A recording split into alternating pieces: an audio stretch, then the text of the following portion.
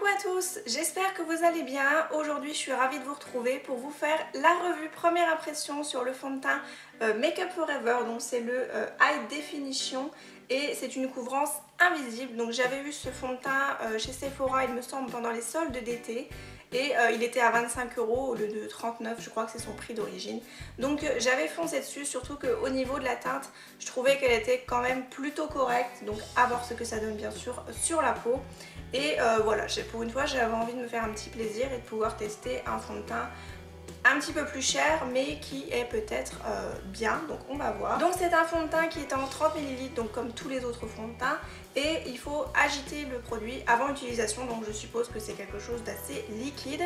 Au niveau de son packaging, donc il a un petit peu souffert, hein, je l'ai eu comme ça pendant les soldes. Voilà, il est noir, tout simple, tout ce qui est plus basique. Après vous avez tout ce qui a, toutes les inscriptions derrière pour vous expliquer un petit peu ce que fait le produit. Donc je vais essayer de voir ça et puis on verra bien si ça fait un peu son job. Donc la gamme HD est une gamme de produits teint qui répond aux nouvelles contraintes de l'image haute définition grâce à ses matières très fines qui rendent le maquillage imperceptible et naturel. Le fond de teint HD a une couvrance parfaite, infini, extrêmement naturel. La séricite contenue dans le fond de teint HD permet une diffusion plus large des rayons lumineux et intensifie l'éclat du teint enrichi en relipidium. Le fond de teint HD est un véritable fond de teint soin qui hydrate plus 35% et prépare la peau au maquillage. Sa texture inédite, souple et élastique est agréable et très facile à appliquer. Le grain de peau est magnifié. Et le teint est très naturel, donc c'est testé sous contrôle dermatologique et c'est sans huile minérale. Voilà, donc je vous mets les petites annotations en même temps, ça peut être sympa de voir un petit peu ce qu'il fait. Donc voilà, packaging très sobre, c'est un packaging en plastique, donc il est plutôt léger. Il est sous forme de pompe, comme ça c'est beaucoup plus simple. Voilà, sous forme de pompe, donc ce qui est plus pratique, c'est que ça délivre normalement la quantité nécessaire de produit. L'inconvénient de la pompe, c'est que quand il en reste dans le fond et que le produit est terminé, c'est qu'on ne peut pas aller rechercher le produit parce que je ne pense pas que ce produit se dévisse. Bref, alors je viens d'appliquer ma crème hydratante. Je vais prendre mon pinceau de chez Zoeva qui est très bien pour appliquer les matières fluides et c'est le 103 Defining Buffer donc de chez Zoeva. Je pense que je vais appliquer en pompe sur mon doigt pour pas en mettre directement sur mon pinceau. Je vais peut-être agiter quand même vu qu'ils l'ont dit. Là j'ai prélevé une petite noisette donc pour vous montrer, c'est quand même assez liquide. Un petit peu liquide quand même, donc je vais y aller mollo hein, vu que je ne connais pas le produit. Si je regarde en dessous, c'est que j'ai mon miroir. On va en remettre un petit peu. Oui, ça délivre quand même une quantité nécessaire de produits. Si vous appuyez pas trop sur la pompe, c'est quand même... ça délivre pas énormément de produits. Par contre, je pense que si vous appuyez très fort, je pense que ça doit pouvoir couler un petit peu plus. Donc je vais appliquer juste ça, donc un petit peu partout, et on verra bien ce que ça donne. Donc on y va, je prends mon pinceau et j'applique.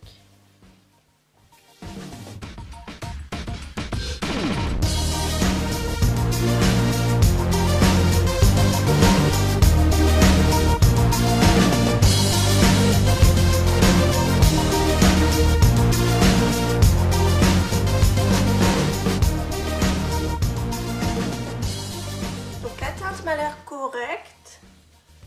C'est quand même assez rare que j'arrive à trouver ma teinte. J'ai oublié de vous dire, la teinte c'est la numéro N115. Donc je vous mettrai une annotation pour vous dire c'est quelle teinte. Parce que je n'ai pas plus d'informations sur la teinte en fait.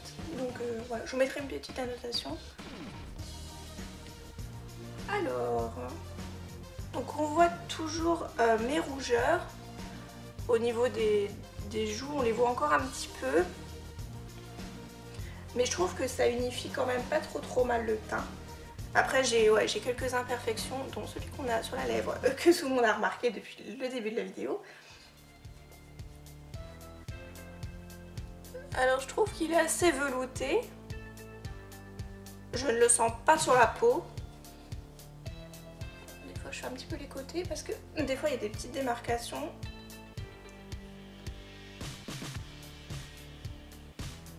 Donc peut-être en remettre un petit chouïa là où j'ai quelques rougeurs et puis je pense qu'après ça sera bon.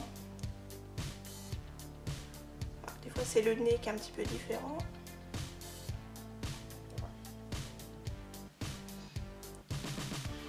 Donc au niveau de la teinte, c'est vraiment pile poil ce qu'il me faut. Donc il faut absolument que je regarde c'est quelle teinte. Et pour vous mettre une annotation, parce que si vous avez la peau très très claire comme moi, ça peut peut-être être intéressant pour vous de trouver une teinte qui puisse vous correspondre.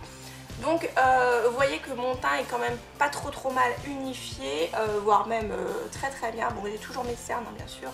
Ça ne les a pas camouflés, ça pour ça je mettrai mon correcteur de chez MAC. Sinon je trouve que le fini, alors je vais prendre mon miroir, je trouve que le fini est plutôt velouté.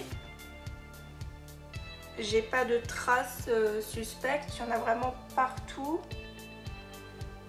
Ouais, c'est plutôt un... Je suis plutôt satisfaite du rendu. Je trouve que ça, ouais, c'est un petit côté velouté, c'est doux sur la peau. Je pense pas que ça se voit autant que ça.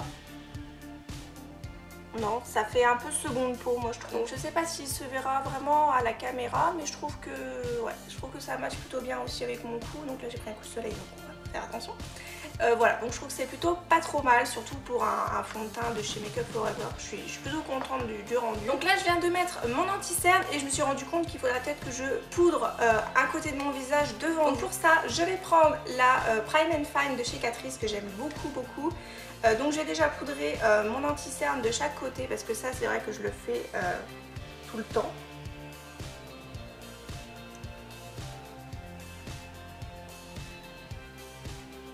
Voilà, donc je vais poudrer mon anti-cerne et je vais poudrer le côté qui est là de mon visage pour voir un petit peu parce que c'est vrai que c'est quand même quelque chose que je fais habituellement.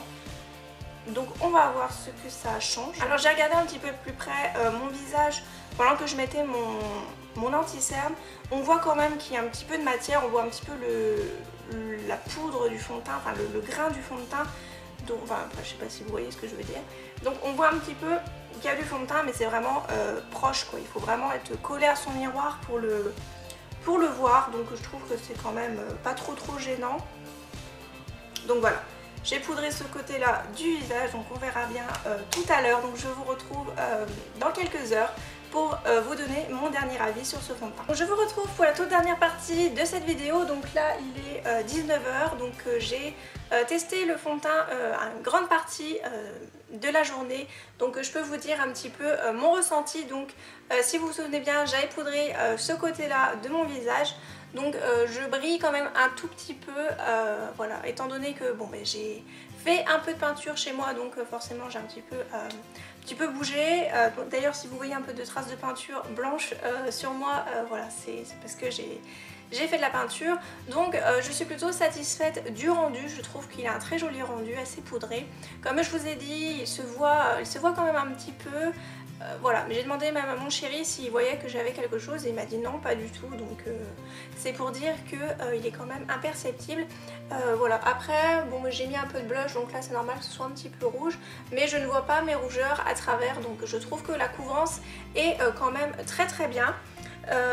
Voilà, donc je suis satisfaite du fond de teint. Je vois pas trop ce que je pourrais vous dire de plus. Je vais pas lui donner de notes parce que moi je suis pas très fan des annotations. Voilà, après je ne l'ai pas testé un petit peu plus longtemps ou même la nuit parce qu'on dit que la nuit le HD avec la lumière peut-être que c'est un peu différent.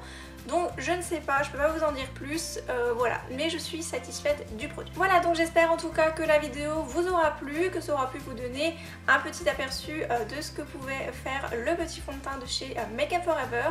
Je vous retrouve très bientôt pour une prochaine vidéo, je vous embrasse et prenez soin de vous, bye bye.